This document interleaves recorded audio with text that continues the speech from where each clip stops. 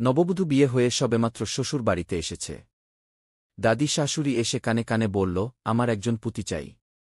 নববধূ লজ্জা মিশ্রিত মুচকি হেসে বলল, দোয়া করেন। একটু পর শাশুড়ি এসে বলল, আমার একজন নাতি চাই। নববধূ মাথা নেড়ে আশ্বাস দিল। কিছুক্ষণ পর ননদ এসে বলল, আমার একটা ভাইপো চাই। নববধূ স্মিত হেসে বলল, সবর করো না বাপু। একটু সময় তো লাগবে নাকি? অবাক কাণ্ড। স্বামী বাসর ঘরে ঢুকেই বলছে, আমার দ্রুত বেবি চাই। কথা শুনে নববধূ একটু বিস্মিত চোখে চেয়ে ফিসফিস কণ্ঠে বলল, তোমাদের পরিবার কি পাগল নাকি? সবাই যে দাবি করছ ভালো, কিন্তু দাবি কি এখনই পূরণ সম্ভব? দাবি পূরণের জন্য আল্লাহর রহমত এবং যৌক্তিক সময় তো লাগবে। তোমাদের দাবি শুনে মনে হচ্ছে সাথে করে নাতিপুতি, ভাইপো এবং তোমার জন্য বেবি ব্যাগে করে নিয়ে এসেছি।